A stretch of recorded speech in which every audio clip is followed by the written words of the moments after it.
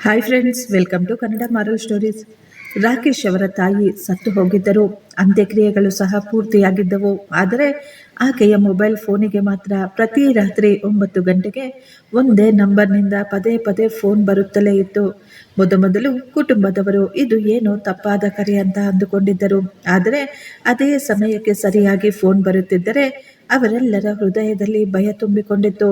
ಕೊನೆಗೆ ಆ ಕಾಲನ್ನು ಅಟೆಂಡ್ ಮಾಡಿದ ಮಗ ಅದರಲ್ಲಿ ಕೇಳಿಸಿದ ಮಾತುಗಳನ್ನು ಕೇಳಿ ಅಲ್ಲೇ ಕುಸಿದು ಬಿಟ್ಟಿದ್ದ.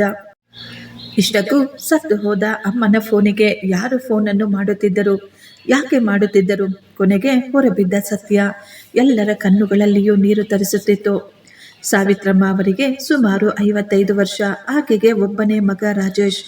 ಆಕೆಯ ಮಗನಾದ ರಾಜೇಶ್ ಆಕೆಗೆ ಇಡೀ ಪ್ರಪಂಚವಾಗಿದ್ದ. ಗಂಡ ಚಿಕ್ಕ ವಯಸ್ಸಿನಲ್ಲೇ ಸತ್ತು ಹೋದ ಕಾರಣ ಆಕೆ ಎಷ್ಟೋ ಕಷ್ಟಗಳನ್ನು ಅನುಭವಿಸಿ ತನ್ನ ಮಗನನ್ನು ಓದಿಸಿ ಬೆಳೆಸಿ ಒಳ್ಳೆಯ ಕೆಲಸದಲ್ಲಿ ನಿಲ್ಲಿಸಿದರು. ರಾಕೇಶ್ ಕೂಡ ತನ್ನ ಅಮ್ಮನನ್ನು ತುಂಬಾ ಹೆಚ್ಚಾಗಿ ಪ್ರೀತಿ ಮಾಡುತ್ತಿದ್ದ.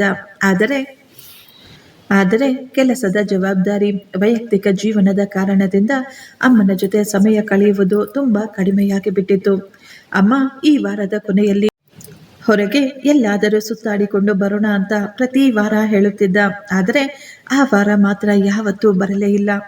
ಒಂದು ದಿನ ಬೆಳಿಗ್ಗೆ ಸಾವಿತ್ರಮ್ಮನಿಗೆ ಇದ್ದಕ್ಕಿದ್ದ ಹಾಗೆ ಹೃದಯಾಘಾತವಾಗಿತ್ತು. ಆಸ್ಪತ್ರೆಗೆ ತೆಗೆದುಕೊಂಡು ಹೋಗುವಷ್ಟರಲ್ಲೇ ಆಕೆ ಪ್ರಾಣವನ್ನು ಬಿಟ್ಟು ಬಿಟ್ಟಿದ್ದರು. ಅಮ್ಮನ ಸಾವಿನಿಂದ ರಾಕೇಶ್ ಪ್ರಪಂಚ ಒಂದೇ ಬಾರಿ ಕತ್ತಲು ತುಂಬಿಬಿಟ್ಟಿತ್ತು.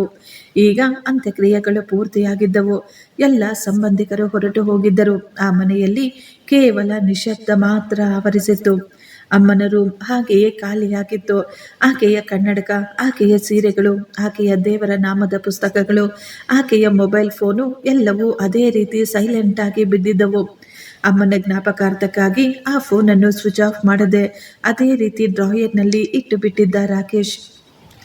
ಸಾವಿತ್ರಮ್ಮ ಸತ್ತು ಈಗ 3ನೆಯ ದಿನ. ರಾತ್ರಿ ಸರಿಯಾಗಿ 9 ಗಂಟೆಗೆ ಆ ಫೋನ್ ರಿಂಗ್ ಆಗುತ್ತಿತ್ತು. ಅದನ್ನು ನೋಡಿ ಎಲ್ಲರೂ ಒಂದು ಕ್ಷಣ ಗಾಬರಿಯಾಗಿದ್ದರು. ಸ್ಕ್ರೀನ್ ಮೇಲೆ ಯಾವುದೇ ಹೆಸರಿರಲಿಲ್ಲ. ಯಾವುದೋ ಗೊತ್ತಿಲ್ಲದ ನಂಬರ್ ಮಾತ್ರ ಕಾಣಿಸುತ್ತಿತ್ತು. ರಾಕೇಶ್ ಫೋನನ್ನು ಅಟೆಂಡ್ ಮಾಡಬೇಕಾದ್ರೆ ಇದ್ದಕ್ಕಿದ್ದ ಹಾಗೆ ಫೋನು ಕಟ್ಟಾಗಿ ಬಿಟ್ಟಿತ್ತು. ಆಗ ರಾಕೇಶ್ ಅಂದುಕೊಳ್ಳುತ್ತಾನೆ, ಯಾರೋ ತಪ್ಪಾಗಿ ಫೋನ್ ಮಾಡಿದ್ದಾರೆ ಅಂತ. ಆದರೆ 2ನೆಯ ದಿನ ಕೂಡ ಅದೇ ಸಮಯಕ್ಕೆ ಅದೇ ನಂಬರ್ನಿಂದ ಫೋನ್ ಬಂದಿತ್ತು. ಈ ಬಾರಿ ಫೋನ್ ಅಟೆಂಡ್ ಮಾಡುವಷ್ಟರಲ್ಲೇ ಮತ್ತೆ ಫೋನ್ ಕಟ್ಟಾಗಿ ಬಿಟ್ಟಿತ್ತು. 3ನೆಯ ದಿನ, 4ನೆಯ ದಿನ, ಪ್ರತಿದಿನ ಸರಿಯಾಗಿ 9 ಗಂಟೆಗೆ ಅದೇ ನಂಬರ್ನಿಂದ ಫೋನ್ ಬರುತ್ತಿತ್ತು. ಆದರೆ ಇದನ್ನು ನೋಡಿ ಮನೆಯಲ್ಲಿ ಎಲ್ಲರೂ ತುಂಬಾ ಗಾಬರಿಪಟ್ಟಿದ್ದರು. ಸಂಬಂಧಿಕರಲ್ಲಿ ಕೆಲವರು ಹೇಳ್ತಾ ಇದ್ರು, ಸಿಮ್ ಕಾರ್ಡ್ ಅನ್ನು ತಕ್ಷಣ ತೆಗೆದು ಬಿಡಿ ಅಂತ. ಇನ್ನು ಕೆಲವರು ಇದು ಒಳ್ಳೆಯ ಸಂಕೇತವಲ್ಲ ಅಂತ ಹೆದರಿಸಲು ಶುರು ಮಾಡಿದ್ರು. ಆದರೆ ರಾಕೇಶ್ ಮಾತ್ರ ಫೋನನ್ನು ಅದೇ ರೀತಿ ಇಟ್ಟಿದ್ದ. ಆ ಕಾಲ್ ಹಿಂದೆ ಯಾವುದೋ ಕಾರಣ ಇದ್ದೇ ಇದೆ ಎಂದು ಅವನ ಮನಸ್ಸು ಪದೇ ಪದೇ ಹೇಳ್ತಾ ಇತ್ತು. ಈಗ ಇದೇ ರೀತಿ 15 ದಿನಗಳು ಕಳೆದು ಹೋಗಿದ್ದವು. 15ನೇ ದಿನ ರಾತ್ರಿ 9 ಗಂಟೆಗೆ ಇನ್ನು 5 ನಿಮಿಷ ಬಾಕಿ ಇತ್ತು. ಆಗಲೇ ರಾಕೇಶ್ ಆ ಫೋನನ್ನು ತನ್ನ ಕೈಯಲ್ಲಿ ಹಿಡಿದುಕೊಂಡು ಕಾಯುತ್ತಾ ಕುಳಿತುಕೊಂಡಿದ್ದ. ಗಡಿಯಾರದಲ್ಲಿ ಸರಿಯಾಗಿ 9 ಗಂಟೆಗೆ ಫೋನ್ ರಿಂಗ್ ಆಗಿತ್ತು. ಈ ಬಾರಿ ಫೋನ್ ರಿಂಗ್ ಆದ ತಕ್ಷಣ ರಾಕೇಶ್ ಫೋನನ್ನು ಅಟೆಂಡ್ ಮಾಡಿದ್ದ. ಅವನ ಹೃದಯ ತುಂಬಾ ಜೋರಾಗಿ ಹೊಡೆದುಕೊಳ್ತಾ ಇತ್ತು.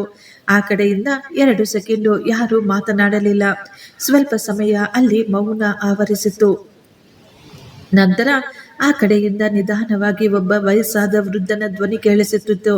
ಅಮ್ಮ, ಈ ದಿನ ಕೂಡ ನೀವು ನನಗಾಗಿ ಊಟವನ್ನು ತರುತ್ತಿಲ್ಲವಾ? ಆ ಒಂದು ಮಾತು ಕೇಳಿದ ತಕ್ಷಣ ರಾಕೇಶ್ನ ಕೈಯಿಂದ ಫೋನ್ ಜಾರಿ ಕೆಳಗೆ ಬಿದ್ದಿತ್ತು. ಅವನ ಹೃದಯದಲ್ಲಿ ಏನೋ ವಿಚಿತ್ರವಾದ ಗಾಬರಿ ಶುರುವಾಗಿತ್ತು. ಇಷ್ಟಕ್ಕೂ ಆ ವಯಸ್ಸಾದ ವ್ಯಕ್ತಿ ಯಾರು? ಆ ವ್ಯಕ್ತಿ ನನ್ನ ಅಮ್ಮನನ್ನು ಯಾಕೆ ಅಮ್ಮ ಎಂದು ಕರೆಯುತ್ತಿದ್ದಾನೆ? ಪ್ರತಿದಿನ ರಾತ್ರಿ 9 ಗಂಟೆಗೆ ಸರಿಯಾಗಿ ಯಾಕೆ ಆ ವ್ಯಕ್ತಿ ನನ್ನ ಅಮ್ಮನಿಗೆ ಫೋನ್ ಮಾಡುತ್ತಿದ್ದಾನೆ? ಈ ಎಲ್ಲ ಪ್ರಶ್ನೆಗಳು ರಾಕೇಶ್ನ ತಲೆಯಲ್ಲಿ ಓಡುತ್ತಿದ್ದವು. ರಾಕೇಶ್ನ ಕೈಗಳು ನಡುಗುತ್ತಿದ್ದವು. ಅವನು ಫೋನನ್ನು ತೆಗೆದುಕೊಂಡು ಮತ್ತೆ ಕೇಳಿಸಿಕೊಳ್ಳಲು ಶುರು ಮಾಡ್ದ. ಇಷ್ಟಕ್ಕೂ ನೀವು ಯಾರು ಅಂತ ಕೇಳಿದಾಗ ಆ ಕಡೆಯಿಂದ ಮತ್ತೆ ಸ್ವಲ್ಪ ಸಮಯ ಮೌನ ಆವರಿಸಿಬಿಟ್ಟಿತ್ತು. ನಂತರ ಅದೇ ವ್ಯಕ್ತಿಯ ಧ್ವನಿ ನಿಧಾನವಾಗಿ ಕೇಳಿಸುತ್ತಿತ್ತು. ಅಮ್ಮ, ನಿನಗೆ ಆರೋಗ್ಯ ಸರಿ ಇಲ್ಲವಾ? ಈ ಮಾತನ್ನು ಕೇಳಿದ ತಕ್ಷಣ ರಾಕೇಶ್ ಕಣ್ಣುಗಳಲ್ಲಿ ನೀರು ತುಂಬಿತ್ತು. ಅವನ ಗಂಟಲು ಕಟ್ಟಿಕೊಳ್ಳುತ್ತಿತ್ತು. ಅವನು ತುಂಬಾ ದುಃಖದಿಂದ, ನನ್ನ ಅಮ್ಮ 15 ದಿನಗಳ ಹಿಂದೆಯೇ ಸತ್ತು ಹೋಗಿದ್ದಾರೆ ತಾತ ಅಂತ ಹೇಳುತ್ತಾನೆ. ಆ ಒಂದು ಮಾತು ಕೇಳಿದ ತಕ್ಷಣ ಆ ಕಡೆ ಪೂರ್ತಿ ಮೌನ ಆವರಿಸಿಬಿಟ್ಟಿತು. ಸ್ವಲ್ಪ ಸಮಯದ ನಂತರ ಆ ವಯಸ್ಸಾದ ವ್ಯಕ್ತಿ ಸಣ್ಣ ಮಗುವಿನ ಹಾಗೆ ಜೋರಾಗಿ ಅಳಲು ಶುರು ಮಾಡುತ್ತಾರೆ. ಇಲ್ಲ ಇಲ್ಲ, ನೀನು ಸುಳ್ಳನ್ನು ಹೇಳುತ್ತಿದ್ದೀಯಾ. ಆಕೆ ನನ್ನನ್ನು ಬಿಟ್ಟು ಹೋಗಲು ಸಾಧ್ಯವೇ ಇಲ್ಲ. ಪ್ರತಿದಿನ 9 ಗಂಟೆಗೆ ಸರಿಯಾಗಿ ಬರುತ್ತೇನೆ ಅಂತ ಆಕೆ ನನಗೆ ಪ್ರಮಾಣ ಮಾಡಿದ್ಲು ಅಂತ ಹೇಳುತ್ತಾ ಆ ವ್ಯಕ್ತಿ ಫೋನನ್ನು ಕಟ್ ಮಾಡಿಬಿಟ್ಟಿದ್ದರು. ಆ ರಾತ್ರಿ ಎಲ್ಲ ರಾಕೇಶ್ಗೆ ನಿದ್ದೆನೇ ಬರಲಿಲ್ಲ. ಇಷ್ಟಕ್ಕೂ ಆ ವ್ಯಕ್ತಿ ಯಾರು, ಅಮ್ಮ ಆತನಿಗೆ ಏನಂತ ಮಾತು ಕೊಟ್ಟಿದ್ದಾರೆ ಅನ್ನುವ ಪ್ರಶ್ನೆಗಳು ಅವನನ್ನು ವೇಧಿಸುತ್ತಿದ್ದವು. ರಾಕೇಶ್ ಮಾರನೆಯ ದಿನ ಬೆಳಿಗ್ಗೆ ಮತ್ತೆ ಅದೇ ನಂಬರ್ಗೆ ಫೋನ್ ಮಾಡಿದ. ಆದರೆ ಈ ಬಾರಿ ಫೋನ್ ಸ್ವಿಚ್ ಆಫ್ ಬರುತ್ತಿತ್ತು. 2 ದಿನ ಸತತವಾಗಿ ಪ್ರಯತ್ನ ಪಟ್ಟರೂ ಅದೇ ರೀತಿಯ ಸ್ವಿಚ್ ಆಫ್ ಬರುತ್ತಾ ಇತ್ತು. 3ನೇ ದಿನ ರಾಕೇಶ್ ಆ ನಂಬರನ್ನು ಟ್ರೇಸ್ ಮಾಡಬೇಕು ಅಂತ ನಿರ್ಣಯ ತೆಗೆದುಕೊಂಡಿದ್ದ. ಅವನ ಗೆಳೆಯನ ಸಹಾಯದಿಂದ ಆ ನಂಬರನ್ನು ಟ್ರೇಸ್ ಕೂಡ ಮಾಡುತ್ತಾನೆ. ಆ ನಂಬರ್ ನಗರದ ಹಳೆಯ ಶಿವಾಲಯದ ಬಳಿ ಇರುವ ಒಂದು ಹಳೆಯ ವೃದ್ಧಾಶ್ರಮದ ಬಳಿ ಯಾರೋ ಬಳಸುತ್ತಿದ್ದಾರೆ ಎಂದು ತಿಳಿದುಕೊಳ್ಳುತ್ತಾನೆ. ರಾಕೇಶ್ ತಕ್ಷಣ ಆ ಸ್ಥಳಕ್ಕೆ ಹೋಗುತ್ತಾನೆ. ಆ ಸ್ಥಳದಲ್ಲಿ ತುಂಬಾ ಹಳೆಯದಾದ ಒಂದು ಕಟ್ಟಡ ಇತ್ತು. ಗೋಡೆಗಳೆಲ್ಲವೂ ಬಿರುಕು ಬಿಟ್ಟಿದ್ದವು. ಅಲ್ಲಿ ಎಷ್ಟೊಂದು ಜನ ವಯಸ್ಸಾದವರು ಮೌನವಾಗಿ ಕುಳಿತಿರುತ್ತಿದ್ದರು. ಆ ದೃಶ್ಯವನ್ನು ನೋಡಿ ಅವನ ಹೃದಯ ಒಂದು ಕ್ಷಣ ಭಾರವಾಗಿ ಬಿಟ್ಟಿತ್ತು. ಅಲ್ಲಿನ ಮ್ಯಾನೇಜರ್ ಬಳಿ ಆ ನಂಬರ್ ಬಗ್ಗೆ ವಿಚಾರಿಸಿದಾಗ ಮ್ಯಾನೇಜರ್ ಒಂದು ಮೂಲೆಯಲ್ಲಿ ಮೌನವಾಗಿ ಕುಳಿತಿದ್ದ ಸುಮಾರು 75 ವರ್ಷದ ಒಬ್ಬ ವಯಸ್ಸಾದ ವೃದ್ಧನನ್ನು ತೋರಿಸುತ್ತಾರೆ. ರಾಕೇಶ್ ಆತನ ಬಳಿ ಹೋದಾಗ ಆ ವಯಸ್ಸಾದ ವ್ಯಕ್ತಿ ತಲೆ ಎತ್ತಿ ಅವನನ್ನೇ ನೋಡಿ, ಮಗ, ನಿನ್ನ ಅಮ್ಮ ಬರಲಿಲ್ಲವಾ ಅಂತ ಕೇಳುತ್ತಿದ್ದರು. ಆ ಮಾತು ಕೇಳಿದ ತಕ್ಷಣ ರಾಕೇಶ್ನ ಹೃದಯ ಚೂರು ಚೂರು ಆದ ಹಾಗೆ ಆಗುತ್ತಿತ್ತು. ರಾಕೇಶ್ ಆತನ ಪಕ್ಕದಲ್ಲಿ ಕುಳಿತುಕೊಂಡು, ತಾತ, ನಿಮಗೆ ನಮ್ಮ ಅಮ್ಮ ಹೇಗೆ ಗೊತ್ತು ಎಂದು ಕೇಳುತ್ತಾ ಇದ್ದ. ಆ ವಯಸ್ಸಾದ ವ್ಯಕ್ತಿ ತನ್ನ ಜೇಬಿನಿಂದ ತುಂಬಾ ಹಳೆಯದಾದ ಒಂದು ಫೋಟೋ ತೆಗೆದು ತೋರಿಸುತ್ತಾರೆ. ಆ ಫೋಟೋದಲ್ಲಿ ಸಾವಿತ್ರಮ್ಮ ನಗು ನಗುತ್ತಾ ಎಲ್ಲರ ಜೊತೆ ನಿಂತುಕೊಂಡಿದ್ದರು. ಫೋಟೋದ ಹಿಂದೆ ಆಕೆಯ ಕೈ ಬರಹದಲ್ಲಿ ಒಂದು ವಾಕ್ಯವನ್ನು ಬರೆಯಲಾಗಿತ್ತು. ನೀವು ಒಂಟಿಯಲ್ಲ, ನಾನು ಇರುವವರೆಗೂ ಪ್ರತಿ ರಾತ್ರಿ 9 ಗಂಟೆಗೆ ನಿಮಗಾಗಿ ಖಂಡಿತ ಇಲ್ಲಿಗೆ ಬರುತ್ತೇನೆ. ಆ ಅಕ್ಷರಗಳನ್ನು ನೋಡಿದ ತಕ್ಷಣ ಒಂದು ಕ್ಷಣ ರಾಕೇಶ್ ಶಾಕ್ ಆಗಿದ್ದ. ಆ ಅಕ್ಷರಗಳು ಅವನ ಅಮ್ಮನ ಕೈ ಬರಹವಾಗಿದ್ದವು.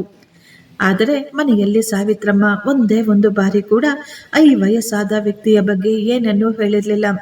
ಆಗ ಸ್ವಲ್ಪ ಸಮಯದ ನಂತರ ಆ ವೃದ್ಧಾಶ್ರಮದ ಮ್ಯಾನೇಜರ್ ನಿಧಾನವಾಗಿ ಹೇಳಲು ಶುರು ಮಾಡುತ್ತಾರೆ. ನಿಮ್ಮ ಅಮ್ಮ ಸಾವಿತ್ರಮ್ಮ ಅವರು ಕಳೆದ 8 ವರ್ಷಗಳಿಂದ ಪ್ರತಿ ರಾತ್ರಿ ಸರಿಯಾಗಿ 9 ಗಂಟೆಗೆ ಇಲ್ಲಿಗೆ ಬರುತ್ತಾರೆ. ಈ ತಾತನ ಜೊತೆ ಇನ್ನು ಕೆಲವು ಜನ ವಯಸ್ಸಾದ ವೃದ್ಧರಿಗೆ ತನ್ನ ಕೈಯಾರೆ ಊಟವನ್ನು ಕೊಡಿಸುತ್ತಿದ್ದರು. ಅವರ ಜೊತೆಯಲ್ಲಿ ಕುಳಿತುಕೊಂಡು ತುಂಬಾ ಸಮಯ ಮಾತನಾಡುತ್ತಿದ್ದರು. ಹಬ್ಬಗಳಿಗೆ ಹೊಸ ಬಟ್ಟೆಗಳನ್ನು ಕೂಡ ತಂದು ಕೊಡುತ್ತಿದ್ದರು. ಆದರೆ ಆಕೆ ಒಂದೇ ಒಂದು ಷರತ್ತನ್ನು ಇಟ್ಟಿದ್ರು. ನಾನು ಮಾಡುತ್ತಿರುವ ಈ ಕೆಲಸದ ಬಗ್ಗೆ ನನ್ನ ಕುಟುಂಬದವರಿಗೆ ಯಾವತ್ತೂ ಏನೂ ಗೊತ್ತಾಗಬಾರದು ಅಂತ. ಈ ಮಾತು ಕೇಳಿದ ತಕ್ಷಣ ರಾಕೇಶ್ನ ಕಣ್ಣುಗಳಿಂದ ಕಣ್ಣೀರು ನಿಂತುಕೊಳ್ಳಲೇ ಇಲ್ಲ. ಅವನ ಕಣ್ಣುಗಳಿಂದ ಸತತವಾಗಿ ಕಣ್ಣೀರು ಬರ್ತಾ ಇತ್ತು. ತನ್ನ ತಾಯಿಯ ಜೀವನದಲ್ಲಿ ಇಷ್ಟೊಂದು ದೊಡ್ಡ ರಹಸ್ಯ ಅಡಗಿದೆ ಎಂದು ಅವನು ಸ್ವಲ್ಪ ಕೂಡ ಊಹಿಸಿರಲಿಲ್ಲ. ಆದರೆ ಅವನ ಮನಸ್ಸಿನಲ್ಲಿ ಇನ್ನೂ ಒಂದು ಪ್ರಶ್ನೆ ಹಾಗೆಯೇ ಉಳಿದಿತ್ತು. ಪ್ರತಿ ರಾತ್ರಿ ಸರಿಯಾಗಿ 9 ಗಂಟೆಗೆ ಫೋನ್ ಯಾತಕ್ಕಾಗಿ ಮಾಡುತ್ತಿದ್ದರು? ಸರೋಜಮ್ಮ ಸತ್ತು ಹೋಗಿದ್ದಾರೆ ಎಂದು ಇವರಿಗೆ ಗೊತ್ತಿಲ್ಲದೆ ಮಾಡುತ್ತಿದ್ದಾರಾ? ಅಥವಾ ಅದರ ಹಿಂದೆ ಇನ್ನೊಂದು ಹೃದಯ ಸ್ಪರ್ಶಿ ಕತೆ ಏನಾದರೂ ಇದೆಯಾ ಅಂತ ಯೋಚಿಸುತ್ತಾ ಇರಬೇಕಾದ್ರೆ ಆ ವಯಸ್ಸಾದ ವ್ಯಕ್ತಿ ತನ್ನ ಜೇಬಿನಿಂದ ಒಂದು ಸಣ್ಣ ಕವರನ್ನು ತೆಗೆದು ರಾಕೇಶ್ನ ಕೈಯಲ್ಲಿ ಕೊಡುತ್ತಾನೆ. ಆ ವ್ಯಕ್ತಿ ಹೇಳುತ್ತಾರೆ, ನಿನ್ನ ಅಮ್ಮ ಸಾಯುವುದಕ್ಕಿಂತ 3 ದಿನದ ಮೊದಲು ಇದನ್ನು ನನ್ನ ಕೈಗೆ ಕೊಟ್ಟಿದ್ದರು. ನಾನು ಬರದೇ ಇದ್ರೆ ಒಂದಲ್ಲ ಒಂದು ದಿನ ನನ್ನ ಮಗ ಖಂಡಿತ ಬಂದೇ ಬರುತ್ತಾನೆ. ಆಗ ಇದನ್ನು ನೀವು ಅವನ ಕೈಗೆ ಕೊಡಿ ಅಂತ. ಆ ಕವರ್ನಲ್ಲಿ ಇಷ್ಟಕ್ಕೂ ಏನಿತ್ತು? ರಾಕೇಶ್ ಕೈಗಳು ಈಗ ನಡುಗುತ್ತಿದ್ದವು. ಅವನು ನಡುಗುತ್ತಿರುವ ಕೈಗಳಿಂದಲೇ ಆ ಕವರನ್ನು ಓಪನ್ ಮಾಡುತ್ತಾನೆ. ಅದರ ಒಳಗೆ ಒಂದು ಸಣ್ಣ ಲೆಟರ್ ಮತ್ತು ಬ್ಯಾಂಕಿನ ಪಾಸ್ಬುಕ್ ಮತ್ತು ಒಂದು ಸಣ್ಣ ಫೋಟೋ ಕೂಡ ಇದ್ದವು. ಈಗ ರಾಕೇಶ್ ನಡುಗುತ್ತಿರುವ ಕೈಗಳಿಂದಲೇ ಆ ಪತ್ರವನ್ನು ತೆಗೆದುಕೊಂಡು ಓದಲು ಶುರು ಮಾಡ್ತಾನೆ. ಮೊದಲನೆಯ ಲೈನ್ ಓದಬೇಕಾದ್ರೆ ಅವನ ಕಣ್ಣುಗಳು ತುಂಬಿ ಬಂದಿದ್ದವು. ಮಗ, ಈ ಲೆಟರ್ ನಿನ್ನ ಕೈಗೆ ಬಂದಿದೆ ಅಂದರೆ ನಾನು ಈ ಲೋಕದಲ್ಲಿ ಇಲ್ಲ ಅಂತ ಅರ್ಥ. ನಿನಗೆ ಹೇಳದೆ ನಾನು ಒಂದು ಕೆಲಸವನ್ನು ಮಾಡಿದ್ದೇನೆ. ಯಾಕೆಂದರೆ ಒಳ್ಳೆಯ ಕೆಲಸವನ್ನು ಹೇಳಿದರೆ ಅದರ ಬೆಲೆ ಕಡಿಮೆಯಾಗಿ ಬಿಡುತ್ತೆ ಎಂದು ನಾನು ನಂಬಿದ್ದೆ. ರಾಕೇಶ್ ತನ್ನ ಕಣ್ಣೀರನ್ನು ಒರೆಸಿಕೊಂಡು ಆ ಪತ್ರವನ್ನು ಮುಂದೆ ಓದುತ್ತಿದ್ದ. ಸುಮಾರು 10 ವರ್ಷದ ಮೊದಲು ನಾನು ಬಸ್ ಸ್ಟಾಪ್ನಲ್ಲಿ ಕೆಳಗೆ ಬಿದ್ದು ಪ್ರಜ್ಞೆಯನ್ನು ಕಳೆದುಕೊಂಡಿದ್ದೆ.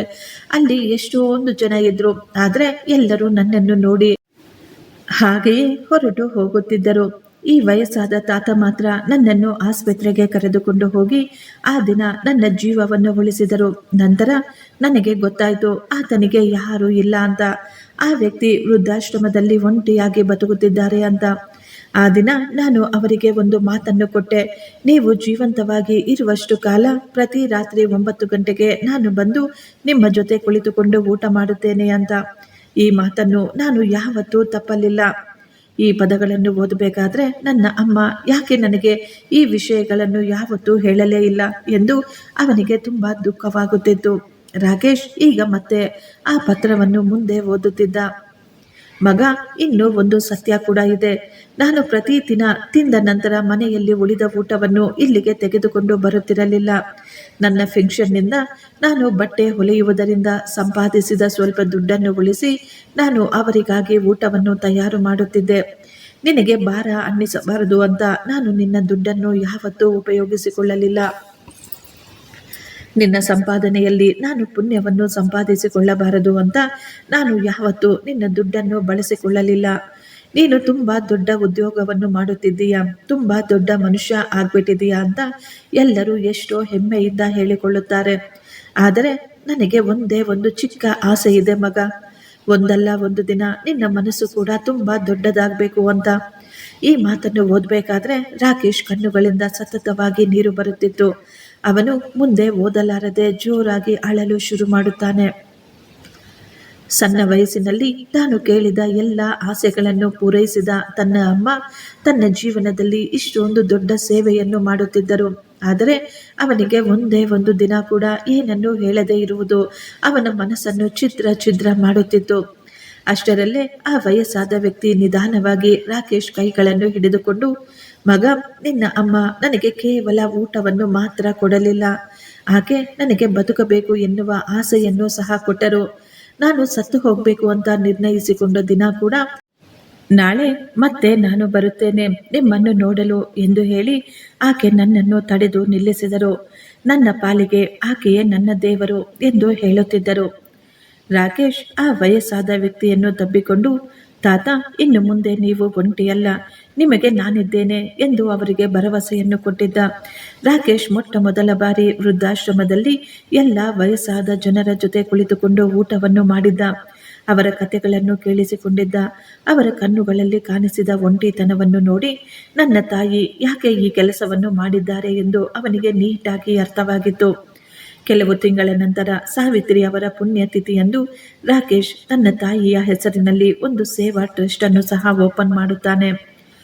ಆ ಟ್ರಸ್ಟ್ ಕಡೆಯಿಂದ ನಗರದಲ್ಲಿರುವ ಎಲ್ಲ ವಯಸ್ಸಾದ ವೃದ್ಧರಿಗೂ ಬಿಸಿ ಬಿಸಿಯಾದ ಊಟವನ್ನು 9 ಗಂಟೆಗೆ ಸರಿಯಾಗಿ ತಲುಪುವಂತೆ ಎಲ್ಲ ಏರ್ಪಾಟುಗಳನ್ನು ಸಹ ಮಾಡುತ್ತಾನೆ. ಮೊದಲನೆಯ ದಿನ ಎಲ್ಲರಿಗೂ ಊಟವನ್ನು ಹಂಚುವಾಗ ತನ್ನ ತಾಯಿಯ ಮೊಬೈಲ್ ಫೋನನ್ನು ಟೇಬಲ್ ಮೇಲೆ ಇಟ್ಟು ಅಮ್ಮನ ಫೋಟೋದ ಮುಂದೆ ದೀಪವನ್ನು ಸಹ ಇಟ್ಟಿದ್ದರು. ಗಡಿಯಾರದಲ್ಲಿ ಸರಿಯಾಗಿ 9 ಗಂಟೆಯಾದಾಗ ಎಲ್ಲ ವೃದ್ಧರು ಎಷ್ಟೋ ಸಂತೋಷವಾಗಿ ಹೇಳಿದರು, ಅಮ್ಮ, ನೀನು ವಾಪಸ್ ಬಂದುಬಿಟ್ಯಾ? ಆ ಮಾತನ್ನು ಕೇಳಿದ ತಕ್ಷಣ ರಾಕೇಶ್ ತಲೆ ಬಗ್ಗಿಸಿಕೊಂಡು ಅತ್ತು ಬಿಟ್ಟಿದ್ದ. ಆ ಕ್ಷಣದಲ್ಲಿ ಅವನಿಗೆ ಅರ್ಥವಾಗಿತ್ತು, ನನ್ನ ತಾಯಿ ಸತ್ತು ಹೋಗಲಿಲ್ಲ. ಹಸಿವಿನಿಂದ ಇರುವ ಎಲ್ಲರ ಹಸಿವಿನಲ್ಲಿ, ಎಲ್ಲರ ಮನಸ್ಸಿನಲ್ಲಿ ಆಕೆ ಇನ್ನೂ ಜೀವಂತವಾಗಿದ್ದಾರೆ ಅಂತ. ಈ ಪ್ರಪಂಚದಲ್ಲಿ ಅತ್ಯಂತ ಹೆಚ್ಚು ಆಸ್ತಿ ಐಶ್ವರ್ಯ ಅಂದರೆ ಅದು ಕೇವಲ ದುಡ್ಡು ಮಾತ್ರವಲ್ಲ, ಬೇರೆಯವರ ಮನಸ್ಸಿನಲ್ಲಿ ನಾವು ಬಿಟ್ಟು ಹೋದಂತಹ ಒಳ್ಳೆಯ ನೆನಪುಗಳು. ಅಮ್ಮನ ಪ್ರೀತಿಗೆ ಯಾವುದೇ ಅಂತ್ಯ ಇರೋದಿಲ್ಲ. ಅಮ್ಮ ಈ ಲೋಕವನ್ನು ಬಿಟ್ಟು ಬಿಟ್ಟರೂ ಆಕೆಯ ಒಳ್ಳೆಯತನ, ಆಕೆಯ ದಯೆ, ಆಕೆಯ ಬೆಲೆ ಯಾವತ್ತಿಗೂ ಹಾಗೆಯೇ ಬದುಕಿರುತ್ತದೆ. ಈ ಪ್ರಪಂಚದಲ್ಲಿ ಶ್ರೀಮಂತಿಗೆ ದುಡ್ಡು ಮಾತ್ರ ಅಲ್ಲ, ನಾವು ಬಿಟ್ಟು ಹೋಗುವ ಒಳ್ಳೆಯ ಜ್ಞಾಪಕಗಳು. ಅಮ್ಮನ ಪ್ರೀತಿಗೆ ಯಾವತ್ತೂ ಸಾವಿಲ್ಲ. ಆಕೆಯ ಶರೀರ ದೂರವಾದರೂ ಆಕೆ ಮಾಡಿದ ಒಳ್ಳೆಯ ಕೆಲಸಗಳು ಯಾವತ್ತಿಗೂ ಹಾಗೆಯೇ ಬದುಕಿ ಇರುತ್ತವೆ. ಈ ಕತೆ ನಿಮ್ಮ ಮನಸ್ಸಿಗೆ ಇಷ್ಟವಾಗಿದ್ದರೆ ಒಂದು ಲೈಕ್ ಮಾಡಿ. ಅಮ್ಮನ ಪ್ರೀತಿಯ ಬಗ್ಗೆ ಕಮೆಂಟ್ನಲ್ಲಿ ಏನಾದರೂ ಬರೆಯಿರಿ. ಧನ್ಯವಾದಗಳು.